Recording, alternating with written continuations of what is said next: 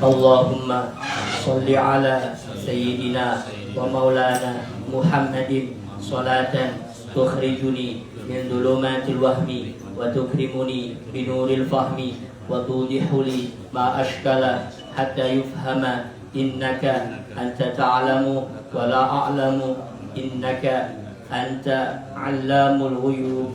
Allahumma salli wa sallim wa barik ala sayyidina wa maulana Muhammadin wa alihi nur al-mudhibi lin-nisyani binurihi fi kulli lamhatin wa nafasin adada ma wasi'ahu ilmullah. Al-Fatihah al-Qabul wa tamami kulli siwa ma'mul salahishan zahiran wa batinan fid din wa dunya wal akhirah.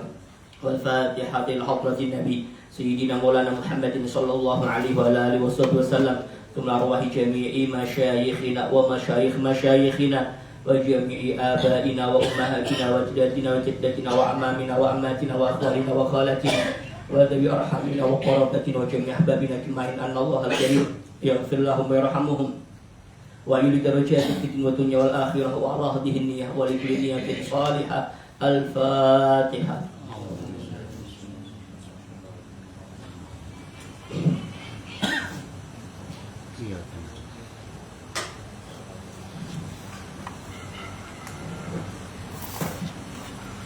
Bismillahirrahmanirrahim. Alhamdulillahirabbil alamin wassalatu wassalamu ala habibi rabbil alamin sayyidina maulana Muhammad wa ala alihi wa sahbihi ajma'in.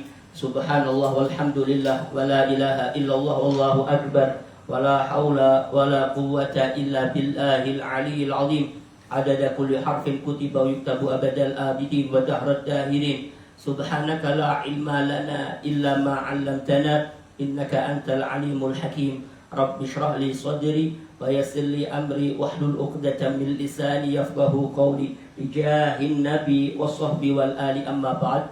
Faqala sayyidi wa ustadi al-habib Hasan bin Ahmad bin Muhammad bin Salim al-Kaf hafizahullah wa ra'ah wa nafa'ana bihi wa bi ulumihi fid dharain amin ila an qala halatu tarikis shalah. Pembahasan kita pada sore hari ini di penghujung pembahasan tentang sholat nih, tepatnya di dalam hukum orang yang meninggalkan sholat. Maka kata beliau, orang yang meninggalkan sholat itu ada beberapa keadaan nih. Disebutkan di sini setidaknya lahu halatani, ada dua keadaan. Orang yang meninggalkan sembahyang nih, tidak melakukan kewajiban sembahyang itu ada dua keadaan bagi dirinya. Kata beliau, fataratan, terkadang yatrukuha juhudan, meninggalkan sembahyang itu ya disebabkan karena juhud, ingkar akan kewajiban sembahyang. Wataratan, dan terkadang yatrukuha, seseorang meninggalkan kewajiban sembahyang itu karena kasalan, malas. Karena tentunya berbeda nih.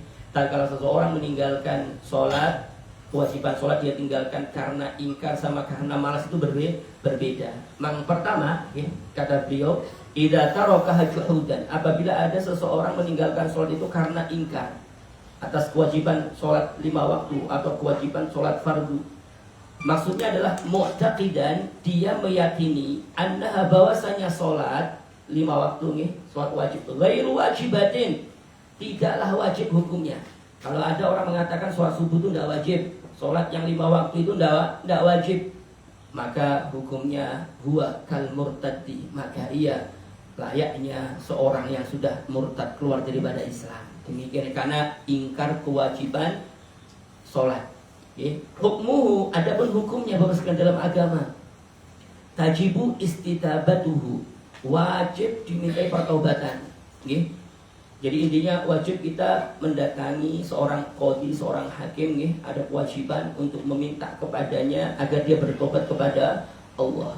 Wajib istitabah min waliyil amri, dari pemerintah halan seketika itu. Kalau ada orang semacam itu, maka seorang qadhi, kepala pemerintahan di suatu daerah, itu ada kewajiban untuk mendatanginya dan meminta kepadanya agar dia bertobat kepada Allah. Ini hukumnya wajib.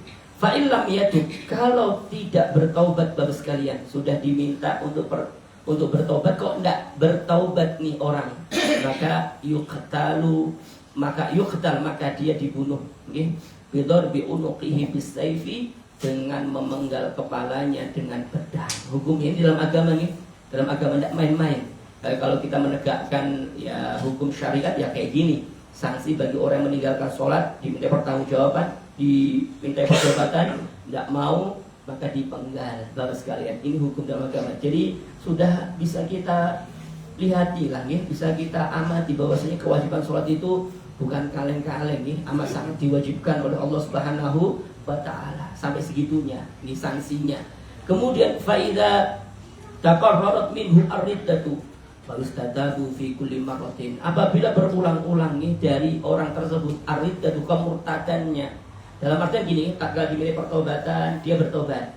Tak taunya ya agak lama ya berulang lagi, tidak mau mengerjakan sholat karena ingkar. Diminta pertobatan, bertobat lagi.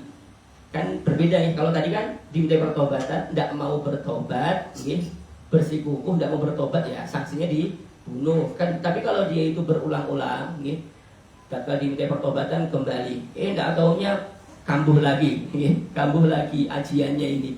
Akhirnya ya kayak gitu terus. Maka bagaimana ya sama, tetap dimintai pertanggungjawaban di setiap kali. Maksudnya tetap dimintai pertobatan di setiap kali. Dia murtad dimintai lagi, dia murtad dimintai lagi pertobatan. Walakin yu'azzaru ba'da salat, namun sanksinya dalam agama dia ditakzir setelah 3 kali berulang-ulang. Kalau sudah 3 kali berulang-ulang maka ada takzir. Takzir itu sanksi. Jadi gini sekalian, ada had itu sanksi dalam agama, tapi itu sudah ditetapkan dalam agama.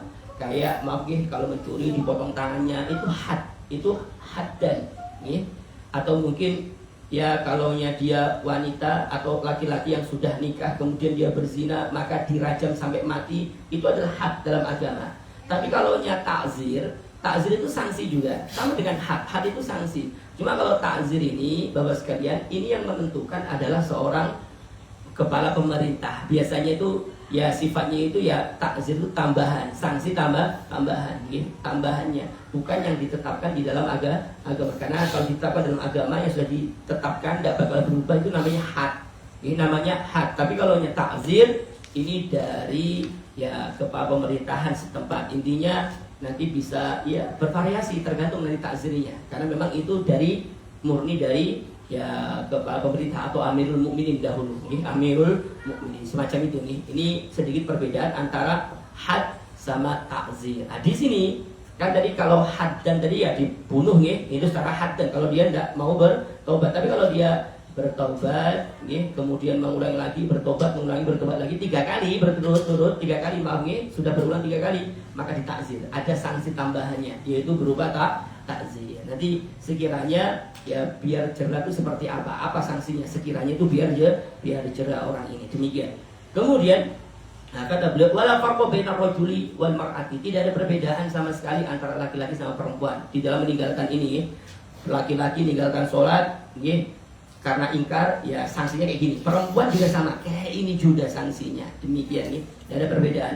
Wa idza qatalnahu, apabila kami dalam agama agama membunuhnya atau syariat ditegakkan kemudian kita membunuhnya, orang yang tadi dimintai pertobatan tidak mau bertobat dia, maka kalau kita bunuh dia secara sanksi tadi secara had dan tadi fala tajuzu sholatu alaih, maka tidak boleh disolati orang ini, tidak disolatkan ini.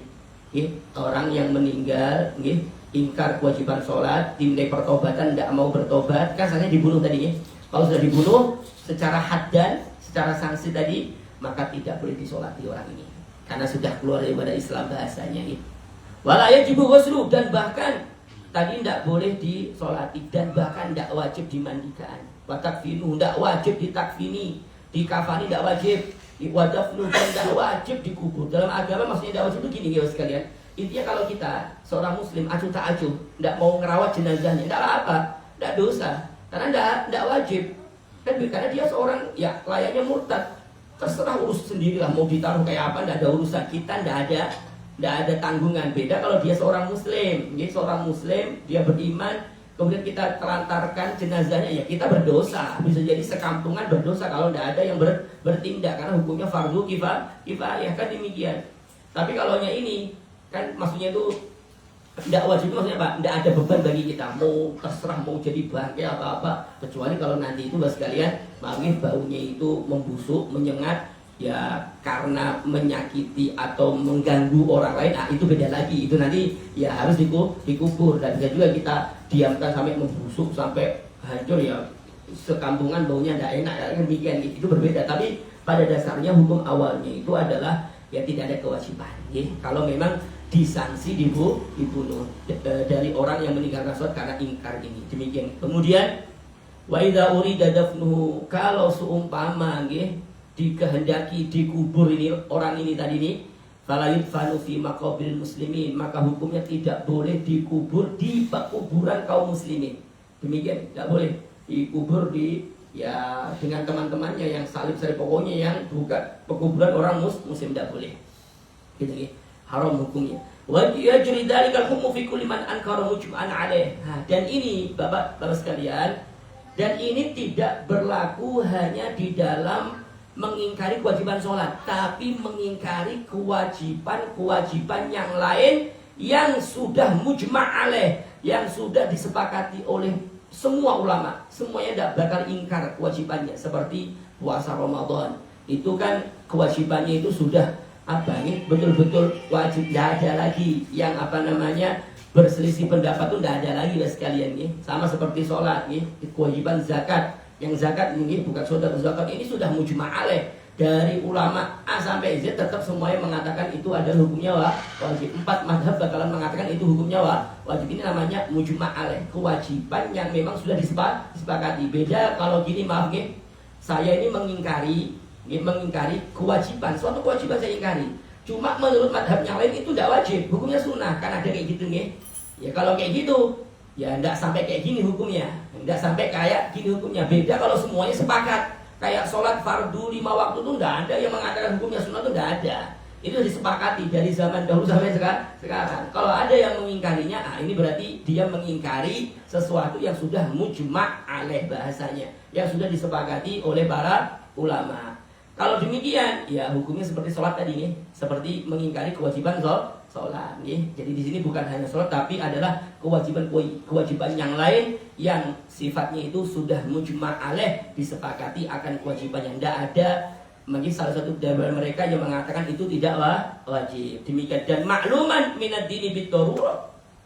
Dan memang itu sudah makluman, sudah diketahui dari agama secara darurat. Jadi secara sekalian, sudah dari sananya kita itu sudah tahu kalau namanya puasa Ramadan hukumnya wajib, sudah dari sananya maklum, sudah diketahui itu. Tidak mungkin orang tidak tahu. Demikian, ini sudah anak kecil pun ngerti kalau puasa Ramadan itu hukumnya wajib, zakat itu hukumnya wajib. Karena ini sudah diketahui, tidak samar lagi hukumnya, tidak samar lagi. Demikian.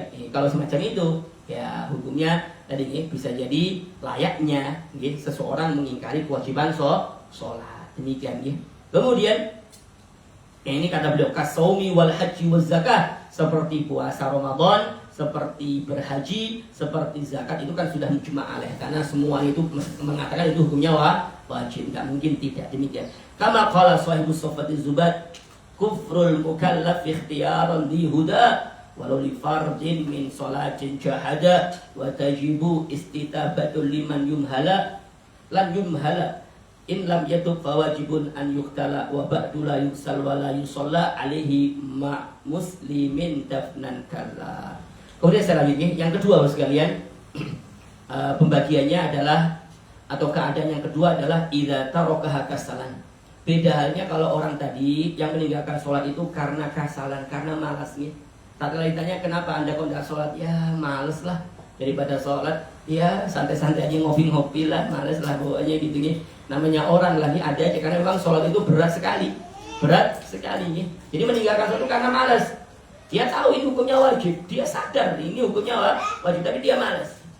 Wadhalika, yang demikian itu bi an akhraja waktu darurah, dia mengeluarkan pelaksanaan sholat ini dari waktu darurah. Intinya dikeluarkan daripada waktunya, sudah mengerjakannya itu tidak lagi waktunya masing-masing. Berarti kan ini apa nih? Ya memang betul-betul mengakhirkan sehingga keluar daripada waktunya. Bahwa muslimun, sejatinya dia tetap hukumnya muslim. Demikian. Waktu sanu istitabatuhu. Di sini sunnah dimintai pertobatan itu sunnah. Beda kalau yang tadi, kalau yang tadi itu tidak boleh dibiarkan sekalian. Kita harus bertindak agar dia bertobat, agar apa nih ya daerahnya itu aman, tidak ada yang maksiat. Karena kalau yang semacam itu khawatir akan menimbulkan ya ujian balak daripada Allah, sehingga ya kepala pemerintahan harus ada kewajiban untuk meminta pertobatan kepada dirinya. Tapi kalau yang ini sunnah hukumnya diminta pertobatan. Watakunu halan, dan sama minta pertobatannya itu halan seketika itu juga. Ya. Kenapa kok sunnah dimintai pertobatan di sini? Ya?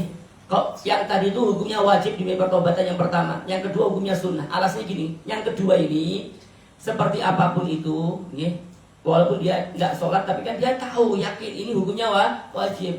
Ya kalau dia mati, disanksi dalam agama atau dia mati, tetap setidaknya dia ujung-ujungnya bakalan masuk surga insya Allah. Ujung-ujungnya bisa jadi ya, bisa karena dia seorang muslim. Beda yang tadi, yang pertama. Kalau yang pertama kan dia hukumnya seperti murtad. Kalau dia mati nih, ya, meninggal yang pertama ini, jelas masuk neraka. Makanya wajib kita diminta pertobatan agar apa? Menyelamatkan dia sebetulnya, menyeret dia agar dia itu masuk surga. Kan demikian. Beda dengan yang kedua ini, ya walaupun dia disanksi habis-habisan, dipukuli malaikat, mungkin maaf ya ujung-ujungnya kalau masih punya iman ya bisa jadi masih selamat, walaupun ya singgah di neraka, tidak tahu lah pokoknya yang semacam ini. Yang jelas kan setidaknya ujung-ujungnya masuk surga. Makanya berbeda, sunnah dimintai pertobatan. Demikian. Kemudian kata beliau, fa'ilam yatub, kalau dia tidak mau bertobat ini yang kedua ini, tidak mau bertobat, maka sama, sanksinya dibunuh juga, dipenggal lehernya dalam agama. Had dan sebagai had sanksinya. Namun hukumnya dia, bapak sekalian, hukumnya itu dia seperti layaknya orang muslim. Beda dengan yang pertama tadi. Balu karena hukumnya adalah seperti orang muslim, maka dia dimandikan, yukafanu dikafani, yusolla alaih disolati, wa yudfanu dan dikubur di maqabiril muslimin, di pekuburan kaum muslimin, wa yusamma tarikan lissolah, maka dinamakan orang yang meninggalkan sholat idza tarakal jum'ata wa in shalla dhuhra, apabila dia meninggalkan jum'atan sekalipun dia sholat duhur. Jadi semua gini sekalian, orang ini kewajiban sholat Jumat. Orang ini berkewajiban sholat Jumat. Dia laki-laki, dia merdeka, dia mukim. Dia mukim, lebih-lebih mustautin penduduk setempat. Dia pokoknya wajib sholat Jumat.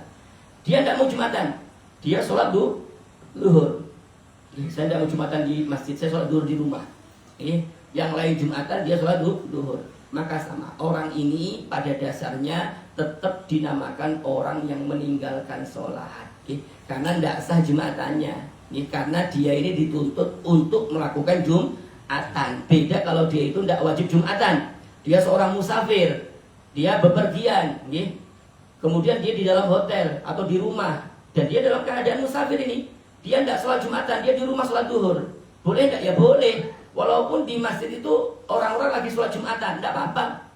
Kenapa? Karena dia tidak wajib Jumatan. Jadi kalau dia sholat duhur tidak apa-apa. Jadi yang tidak boleh, kalau kita sholat duhur di masjid masih sholat Jumatan, itu tidak boleh sholat duhur itu kalau kita termasuk orang yang wajib Jumatan. Tapi kalau kita bukan orang yang statusnya wajib Jumatan, seorang musafir atau mungkin orang yang garing, sakit, sekiranya dia itu berat untuk menghadiri Jumatan, pokoknya tidak wajib Jumatan. Atau mungkin seorang perempuan kan tidak wajib Jumatan, kemudian dia sholat duhur di rumah berbarengan dengan Jumatan di masjid. Di masjid itu masih khutbah seumpamanya, sah tidak? Sah. Atau bahkan berbarengan dengan Jumatan di sah. Yang tidak sah itu kalau kita ini wajib Jumatan, wajib Jumatan kita ini di masjid sholat Jumat, kita di rumah duhuran, itu tidak sah kita. Kecuali kapan sahnya kita? Ya sahnya itu nanti setelah Jumatan selesai kita sholat duhur baru sah. Tapi ya tetap dua-duanya tetap berdosa karena memang kewajibannya dia itu sholat Jumat. Cuma kalau kita berbicara tentang sah atau tidaknya, kalau pas berbarengan dengan Jumatan di masjid jelas tidak sah. Tapi kalau sudah salam, imamnya salam, dia Jumatan duhur di rumah, sah duhurnya. Walaupun sama-sama dia meninggalkan Jumatan, cuma berbeda hukumnya. Karena kalau pas Jumatan dia ini dituntut untuk Jumatan, bukan dituntut untuk duhur. Dia seharusnya kewajibannya itu pergi ke masjid untuk sholat Jumat, bukan untuk mengerjakan sholat duhur. Makanya duhurnya tidak sah. Tapi kalau sudah salam imamnya, untuk sholat Jumatan sudah salam, sudah selesai, dia sholat Jumatan, ya sah Jumatannya karena dia ya terbilang orang yang meninggalkan Jumatan. Mau nggak mau gantinya dengan sholat duhur. Waktu di sini dia sudah boleh untuk mengganti gini, walaupun ya dosa besar tetap ya. Cuma kan sah ininya sholat kita bicara tentang sahnya aja nih, bukan hukum meninggalkannya sholat Jumatan tadi. Demikian. Kama qala sahibu sohbat Zubat min duni jahdin amidan ma shalla an waqti jam'in atau an waqti jam'in istudib fal qatla bisayfi haddan ba'da dha salatuna alaihi dafnu fi kuburi. Jadi sekalian perihal hukum orang yang meninggalkan sembahyang. Kemudian Bapak sekalian yang sama-sama dimuliakan dan dirahmati Allah, mari kita lanjut di dalam pembahasan tentang Kitabul Janaizi. Ini suatu pembahasan tentang janaiz. Janaiz. Janaiz itu ya kalau mungkin di Indonesia kan ya jenazah. Al-janaizu, kalimat janaiz ini Bapak sekalian, jam'u janazatin adalah bentuk jamak dari kalimat janazatun atau janazatin. Jadi janazatun satu jenazah, janazatani dua jenazah, janaizu beberapa jenazah. Ini jenazah-jenazah atau beberapa jenazah. Intinya lebih daripada tiga sampai bilangan tak terhingga. Karena kalau kita belajar bahasa Arab itu ada satu mufrad, ada dua musanna, tiga ke atas namanya jamak. Tatkala kita ngomong ke satu orang, anta itu kamu laki-laki satu orang, sampean atau kamu anta. Dua orang antuma. Tiga ke atas namanya dengan bentuk jamak, antum. Antum itu berarti ya kalian, bisa 3, 4, 5, bisa 100, bisa 2 juta, bisa tak terhingga. Pokoknya kalau sudah 3 ke atas itu namanya jamak. Ya anta, antuma, antum kalau kita pakai dhamir. Ya kalau pintu sama, semuanya itu ada mufrad, ada musanna, ada jamaknya. Demikian ya. Pintu babun. Satu pintu, dua pintu babani atau babaini. Pintu-pintu abwabun. Makanya abwabul jannah, pintu-pintu surga, karena abwabu itu bentuknya adalah jamak. Beda kalau kita babul jannah, pintu surga, babul khairat, pintu kebaikan-kebaikan. Kalau abwabul khairi atau abwabul khairat, pintu-pintu kebaikan-kebaikan. Ini ya kayak gitulah. Yang jelas saudara sekalian, ada mufrad, ada musanna, ada jamak. Di sini janaiz, karena memang tentunya nggak satu yang dibahas, yaitu beberapa jenazah. Demikian jam'u janazatin, jamak kalimat jenazah. Bil fathi, dengan dibaca fathah depannya, jimnya dibaca fathah, janazah. Janazah. Apa itu jenazah? Jenazah atau mungkin sudah diadopsi jadi bahasa Indonesia jenazah. Kayak gitu, jenazah atau janazah. Janazah itu adalah ismun lil mayyiti fin nashi, yaitu suatu nama, suatu penamaan untuk mayit yang ada di dalam keranda. Jadi kalau ada mayit, sudah dibungkus keranda, di dalamnya ada mayit, ada keranda, ada mayitnya, ini jenazah namanya. Ini namanya jenazah. Demikian ya kalau mayitnya aja mayitun, si mayit. Ini kalau mayitnya ada dia tergeletak, tidak ada kerandanya, itu mayit, mayit bahasa Arabnya. Kan demikian Ya kalau di dalam keranda gitu itu namanya jenazah. Ini sebetulnya penggunaannya. Jenazah itu sebetulnya adalah satu nama untuk mayit orang yang sudah meninggal yang ada di dalam keranda. Wa amma bil kasri, adapun janazah itu kalau dibaca kasroh, berarti bukan janazah tapi jinazah. Jinazah. Jimnya dibaca kasroh, Tidak dibaca fathah. Jinazah. Kalau jinazah, itu adalah satu nama, suatu penamaan lin na'syi untuk kerandanya itu. Jadi kerandanya itu jinazah. Kalaunya mayit di dalam keranda, janazah. Demikian wa huwa fihi ismun lin na'syi wa huwa fihi, yaitu satu nama untuk keranda yang di dalamnya ada mayit. Jadi kerandanya, kalau dalamnya itu ada mayitnya, maka kerandanya namanya jinazah. Tapi kalaunya orangnya di dalam keranda, itu orangnya itu namanya janazah. Demikian nih. Wakil al-aksu ada yang mengatakan sebaliknya. Jadi semacam ini. Wal maksuduhuna, cuma terlepas daripada penggunaan kalimat janazah tadi, baru sekalian. Yang dimaksud di sini dengan bab jenazah ini atau bab janaiz ini adalah tadhizul mayyit min huslihi wa takfinihi wa salati alaihi wa dafnihi, yaitu merawat. Tadhiz itu merawat al-mayyiti, orang yang meninggal. Jadi yang dimaksud dengan bab jenazah itu bukan ngurusi keranda ada orang di dalamnya, bukan itu.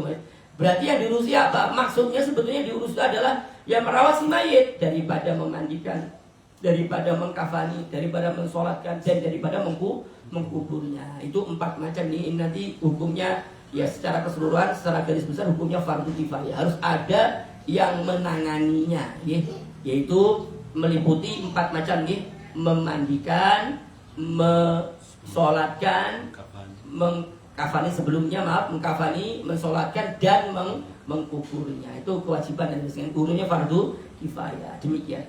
Yang semacam ini. Kemudian saya lanjut, wa yustahabbu dzikrul mauti biqalbihi. Ini sebagai selingan, kata beliau, hukumnya disunahkan Bapak sekalian, kita ini mengingat mati dengan hati kita. Jadi selalu mengingat meninggal.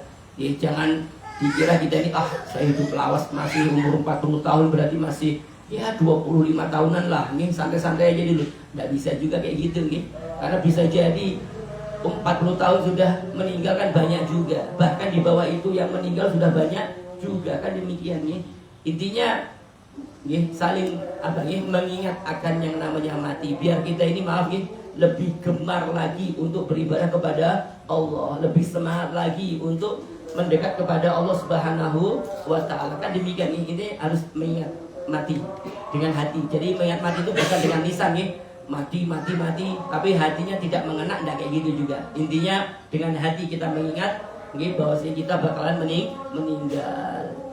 Kemudian wal istidadu lahu bitaubah, dan disunahkan untuk istidad, bersiap-siap menghadapi kematian. Dengan apa bersiap-siapnya? Dengan selalu bertobat kepada Allah, dikit-dikit astagfirullah, beristighfar, kemudian ingat dosa, bertobat kepada Allah, nanti ingat lagi, bertobat lagi kepada Allah, berjanji tidak mengulang lagi. Pokoknya kayak gitu terus lagi sekalian.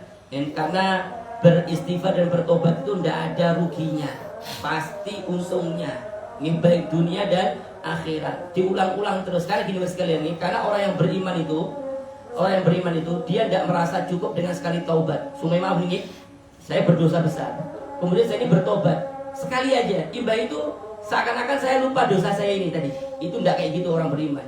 Orang yang beriman itu selalu ingat kalau saya bertobat kepada Allah, nanti suatu ketika lagi ingat lagi, ya Allah, dosaku banyak ini, bertobat lagi, ingat lagi, tobat lagi, ingat lagi, tobat lagi. Kita tidak merasa cukup dengan sekali aja, enggak. Karena kalau merasa cukup dengan sekali, khawatir perasaannya sudah diterima, padahal bisa jadi Allah belum menerima taubat kita. Makanya Bapak sekalian, orang yang beriman itu harus harus seimbang antara takut bahwasanya tidak diterima amalnya, takut tidak diterima taubatnya oleh Allah, itu harus ada. Tidak boleh menggampangkan, kan kita umat Nabi Muhammad, mudah kita ini beri taubat oleh Allah, kita gampang, kita umatnya Nabi Muhammad, tidak kayak gitu. Nanti orang ini termasuk orang yang terperdaya dengan keutamaan yang Allah berikan kepada kita dengan sebab Nabi Muhammad. Kita akan terperdaya kalau kayak gitu. Kita rugi nantinya, kita tertipu kalau kayak gitu. Karena memang harus diselingi dengan rasa takut kepada Allah Subhanahu wa ta'ala. Takut amal kita tidak diterima, takut kalau kita tidak diterima taubatnya, takut kalau kita tergelincir di akhir hayat kita, takut kalau kita itu meninggal dalam keadaan su'ul khotimah. Itu sebetulnya orang yang beriman itu harus semacam itu, karena tidak ada yang menjamin kita harus husnul khotimah, tidak bisa, tidak ada yang menjaminnya, tidak ada. Walaupun kita dalam keadaan semacam ini, kita ini dalam keadaan tua, belum tentu. Gitu. Makanya tidak boleh merasa aman. Yang merasa aman itu bakal tertipu nantinya. Demikian ya. Ya kalau kita lihat orang-orang dahulu sekalian kayak Barseso gitu nih, kayak Bala'am bin Ba'uro, itu adalah orang-orang yang ibadahnya luar biasa. Gitu. Cuma di akhir hayat itu mereka semuanya tergelincir. Padahal ibadahnya luar biasa. Ibadahnya ratusan tahun beribadah kepada Allah. Tapi tidak menjamin mereka-mereka itu meninggal dalam keadaan husnul khatimah. Demikian makanya ya dengan cerita-cerita kayak gini kita tuh mawas diri. Ya alhamdulillah kita syukuri kita dalam keadaan kayak gini. Kita syukuri. Ya kita ya patut kita bersyukur kepada Allah sembari yang meminta agar diistiqomahkan meninggal dalam keadaan yang semacam dan seterusnya. Demikian ya. Ini hukumnya sudah sekalian. Wal maridu aula, namun kata beliau bagi orang yang sakit, kondisi sudah sakit-sakitan, kondisi sudah tua mungkin maunya beruban, batuk-batuk sudah garing sudah nih, ini lebih lagi diutamakan nih, lebih lagi itu maksudnya pikirkan kematian sudah nih, kemudian siap-siap untuk kematian sudah, banyak itu obat sudah kalau sudah sakitan kan demikian. Dan juga kalau sudah sakit nih, yang paling utama bagi dia ayo berwasiat nih, berwasiat nih ya, karena kalau wasiat itu gini Bapak, wasiat itu beda dengan pemberian. Kalau pemberian itu dari orang yang masih hidup kepada orang yang masih hidup, di waktu sadar diberi hadiah, gitu nih. Ayah memberikan hadiah kepada anaknya di waktu hidup, gitu. Sama-sama hidupnya itu namanya hadiah.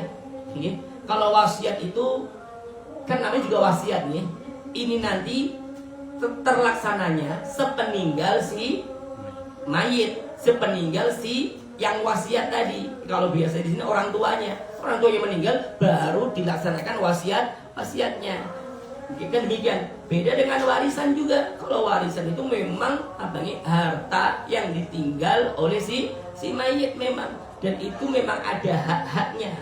Sudah ada hak-haknya bagi orang yang ya berhak untuk menerima akan warisan tersebut. Itu ada ilmunya sendiri sekalian. Tapi yang jelas sebelum harta ini diwariskan, dibagi, maka sebetulnya sejatinya sekalian itu ada hak-haknya terlebih dahulu. Kalau ada utang piutang, selesaikan dulu. Dari mana? Dari warisan ini. Sumpah bapaknya ini kaya raya, cuma semasa hidupnya beliau ini luput ndak haji. Mungkin karena mungkin ya ndak tahu sibuk atau apa, dia ndak sempat haji. Padahal dia mampu berhaji. Satu, ini adalah tanggungan atau hutang kepada Allah. Ini nanti wajib dilaksanakan nih, wajib dilaksanakan. Maksudnya bagaimana? Ya kalau memang ada duitnya nih, ada warisannya, maka nanti gimana caranya orang tua ini dihajikan. Mungkin bisa nanti dengan membadalkan. Kan kalau membadalkan kan tidak juga biayanya banyak, paling mungkin 15, 16, 17 atau bahkan mungkin sampai 20 jutaan. Kan demikian nih. Ya cari orang yang memang amanah gitu nih, yang di sana tinggal di sana, tolong hajikan orang tua saya, karena memang ini kewajiban orang tua sekalian. Kan tadi hutang itu kan terkadang hutang dengan sesama atau hutang kepada Allah. Ya kalau berhaji gini kan ini hutang kepada Allah. Jadi warisan itu sebelum dibagi, itu hutangnya si mayit harus dilunasi dulu. Hutang dengan sesama dilunasi juga, hutang kepada Allah juga dilunasi juga. Kan demikian nih. Hutang dengan sesama, pernah hutang kepada si A, lunasi, B, lunasi, C, lunasi semuanya. Dari mana? Ya dari hutang ini. Kalau enggak, celaka orang tuanya. Makanya enggak boleh sekalian kita langsung main bagi warisan aja tanpa memandang ini semuanya. Nah, kasihan orang tuanya. Karena itu terkadang ada haknya orang tua tadi ini. Kalau ada hutang piutang, lunasi dulu dengan harta tersebut. Kemudian setelah itu kalau ada wasiat, wasiat, enggak taunya orang tuanya berwasiat berwasiat bahwa nanti kalau aku meninggal, kebunku yang di sini untuk ini dan seterusnya, mungkin bunyinya ini contohnya aja. Maka bagaimana? Selama itu tidak melebihi 1/3 daripada harta keseluruhan, maka itu wajib dilaksanakan. Kalau itu di bawah daripada sepertiga, gitu nih. Ya kalau duitnya itu 2 miliar warisannya, ternyata yang diwasiatkan cuma 500 juta seumpama, berarti kan ini nggak sampai sepertiga ini kan, demikian nih. Maka bagaimana? Wajib dilaksanakan. Ini wajib dilaksanakan karena itu untuk apa? Sebagai kebaktian anaknya untuk orang tuanya, gitu nih. Ini namanya wasiat. Ini terkadang wasiat itu ada kayak gitu, ada juga wasiat itu bentuknya ini nanti kalau aku meninggal ini aku apa namanya peruntukkan untuk masjid, untuk ini ya itu jatuhnya wakaf, tapi itu wasiat dari orang tua nih. Tidak apa itu nanti ada anak kewajibannya untuk melunasi wasiatnya, untuk melaksanakan wasiatnya. Baru kalau setelah itu semuanya ada sisanya, nah itu yang diwariskan, itu yang diwariskan. Jadi semacam yang jadi warisan itu tidak serta merta meninggal langsung dibagi, tidak, selesaikan dulu, sangkut pautnya si mayit. Maka di sini kata beliau, wal maridu aula bil wasiyah, yang sedang sakit itu lebih diutamakan untuk ya memberi wasiat. Wasiatnya apapun lagi tidak masalah. Itu juga termasuk kebaikan. Tapi tentunya tatkala dia masih hidup, tatkala dia masih hidup sadar, dia menghibahkan, menghadiahkan duitnya, sebagian hartanya itu jauh lebih utama. Jadi gini sekali, karena berbeda sekalian. Tatkala orang ini mau meninggal, kemudian orang ini mendermakan hartanya, sebagian hartanya dia dermakan untuk bangun masjid ini, tapi dia mau meninggal sudah sakit-sakitan, sama orang yang sehat-sehatnya, masih muda-mudanya, maksudnya itu untuk meninggal itu masih jauh ini, kemudian dia sama menghadiahkan, menghibahkan ya tadi sebagian hartanya untuk masjid. Mana kira-kira yang lebih utama? Yang lebih utama itu waktu kita dalam keadaan sehat, dalam keadaan muda. Karena ya kan tentunya berat nih. Kalau ini kan sudah tahu ini hampir meninggal aja kan, kisahnya aja kan kata malaikat hampir meninggal. Emang nggak mau, kalau bahasa kita mungkin ya kepaksa aja ini, daripada tidak kan gini, daripada tidak. Tapi kalau kita dalam keadaan muda, oh itu melawan hawa nafsu ya, karena kita pikirannya sampai itu masih lama kok hidupnya di dunia, sampai itu beli mobil lah, enak kan, inilah bangun inilah. Lah ini kok mendermakan hartanya, tentunya itu jauh lebih utama. Demikian intinya ya, semua itu ada timbal baliknya. Yang jelas tetap walaupun itu semacam itu tetap termasuk kebaikan juga. Ini coba kebaikan untuk si mayit dan seterusnya. Demikian. Kemudian kata beliau wa tahsinil dhanni billah, dan juga ini disunahkan untuk bagi yang sakit itu selalu berprasangka baik kepada Allah. Tatkala kita mungkin ditakdir ya sakit-sakitan, hampir meninggal, ya husnudzon kepada Allah di waktu itu. Mudahan dengan sakitku ini Allah ingin menggugurkan dosa-dosaku. Ini berpikiran positif. Ya semuanya bakalan mati. Cuma tatkala kita sakit ya husnudzon, bisa jadi ini untuk pelebur dosa, ini untuk ini dan seterusnya. Jangan ya berpikir macam-macam lagi. Wah, dikasih sakit lagi gini, pikirannya tidak bagus, maka tidak boleh. Suudzon kepada Allah tidak bagus. Itu di akhir hayat itu ya pandai-pandai berhusnudzon kepada Allah. Demikian, ini sunnah gue sekalian ya. Jadi kalau kita mungkin melihat orang yang semacam itu, ya kita nasihati, ya berbaik sangka kepada Allah. Mungkin mungkin paman sampai itu mungkin ya Allah kehendaki ya untuk menggugurkan dosa-dosa pian dan seterusnya, kan kayak gitu nih. Diajari yang semacam itu, bukan malah diajari dia itu berontak kepada Allah. Nah demikian. Kemudian wa yukrahu tamanil mauti bila khaufi fitnatin fitin, dan hukumnya makruh. Hukumnya makruh, tidak diperkenankan berangan-angan mati, bercita-cita mati, tapi tidak dilandasi, tidak disandari takut khawatir fitnah yang akan menerimanya di dalam agamanya. Tidak boleh seumpamanya yang dia berangan-angan mati, dia itu bercita-cita mati, berharap mati. Kenapa kok berharap mati? Ya tidak ada kerjaan, tidak punya kerjaan, duitnya ngalir, lebih baik aku mati kayak gini.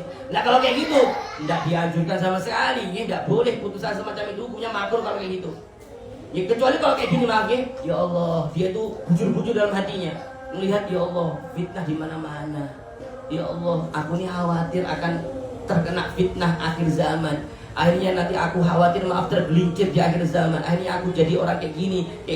Akhirnya ya Allah mending aku mati. Itu tidak apa kalau kayak gitu. Karena betul-betul dia itu khawatir akan terjadi fitnah di dalam agamanya. Kan demikian. Tapi kalau di dalam dunianya, khawatir dunianya takut itu ya jelas hukumnya makruh. Demikian tidak diperkenankan di dalam agama. Demikian. Jadi boleh kalau landasannya itu adalah khawatir akan terjadi atau terjangkit fitnah di dalam agamanya. Dia bakal melakukan dosa, akhirnya dia khawatir itu semuanya. Akhirnya mending aku meninggal aja daripada kena fitnah akhir zaman. Jadi tidak apa-apa kayak gitu Bapak sekalian. Kemudian Bapak sekalian yang sama-sama dimuliakan dan dirahmati oleh Allah, pembahasan kita di sini mengenai adabul muhtadhar.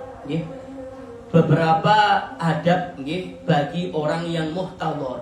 Muhtadhar itu adalah man hadarahul maut walam yamut, yaitu orang yang telah hadir pada dirinya kematian tapi dia belum mati. Maksudnya apa? Orang yang sekarat, orang yang sekarat, orang yang hampir meninggal lah bahasanya ini.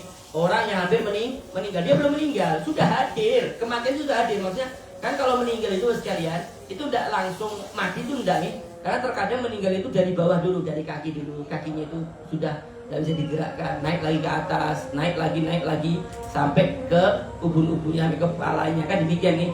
Ya, intinya kalau sudah ke bawah, itu kan berarti ini sudah hadir, ini mati, ini hadir sudah ini kematian ini. Cuma dia belum meninggal karena nyawanya belum digoroh, kan demikian. Ya, maka apa adab-adabnya? Apa yang harus kita lakukan bagi orang yang semacam ini? Ini namanya muhtadhar. Muhtadhar itu ya tadi orang yang hampir meninggal lah bahasa kita nih. Apa aja nanti yang harus kita lakukan? Di antaranya Bapak sekalian, yaitu posisi dibaringkannya itu setidaknya membaringkan itu sesuai dengan ajaran agama. Maka bagaimana? Yuja'ul muhtadharu ala janbil aiman ilal qiblah. Sekiranya kalau tadi itu mengacu kepada lambungnya, maka setidaknya lambungnya itu kayak layaknya orang tidur, posisinya menghadap kiblat. Kan demikian Kalau sana kiblatnya di sana, berarti lambung sebelah kanan, berarti dia kayak gini. Kayak gini, lambungnya sebelah kini, ngadapnya ke arah kiblat. Kiblatnya kan sana. Seperti layaknya orang sembahyang dalam keadaan miring. Dalam keadaan miring. Diposisikan semacam itu. Fa'in ta'adzaro, kalau tidak memungkinkan miring kayak tidak mungkin, kayaknya sakit tidak bisa kayak gini, miring tidak bisa. Maka bagaimana? Ulqiya ala qafahu wajhu akhmasahul qiblah. Maka dia terlentang. Kalau tidak bisa miring, dia terlentang. Kalau terlentang berarti ya ujung kakinya ngadep ke kiblat dan kepalanya juga ngadep kiblat. Berarti kepalanya itu ditaruh bantal. Sekiranya kepalanya itu mengarah ke kiblat. Ya kayak layaknya orang sembahyang itu yang perlu dilakukan bagi orang yang hampir meninggal. Maksudnya apa? Saat kalau meninggal itu menghadap, ya posisi itu bagus, posisi yang betul-betul menghadap kiblat. Demikian kan ini adabnya lah, bagusnya semacam itu, bukan dibiarkan gitu aja, sudah mati ya sudah itu. Tidak juga kayak gitu, maksudnya biar rinci sudah. Tidak kayak gitu juga. Intinya diarahkan dengan yang baik. Setelah itu baru yang kedua sekalian. Yang kedua apa? Ditalkin syahadat. Ditalkin bersyahadat. Dirifkin dengan lemah lembut, jangan dipaksa. Ayo syahadat kamu, syahadat pian, Ya enggak kayak gitu. Kalau kayak gitu malah orang itu dalam hati, orang itu kalau dipaksa dalam hati tidak mungkin dia secara normal tidak mungkin inggih karena dipaksa. Kalau dipaksa itu kan orang bakal ngamuk juga kan ini. Ayo syahadat pian, Kemudian kata dia dalam hatinya, oh ini songong orang ini maksa-maksa. Pas meninggal setelah itu, ya kan berarti meninggalnya malah tidak bagus Intinya ditalkin aja tapi dengan lemah lembut, jadi bisa biarin aja, karena khawatir kalau kita maksa dia malah berontak. Pas berontaknya, pas tidak mau aku syahadat, tidak mau aku mengucapkan asyhadu an la ilaha, pas meninggal malah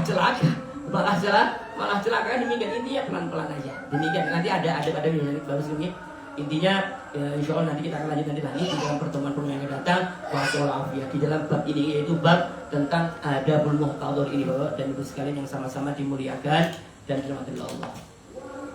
Mungkin itu dulu mari Bapak sekalian kita akhiri dengan sama-sama membaca doa kafaratul majlis. Bismillahirrahmanirrahim. Subhanakallahumma wa bihamdika asyhadu an la ilaha illa anta astaghfiruka wa atubu ilaik. Masya Allah, la hawla wa la quwwata illa billahil aliyyil azim.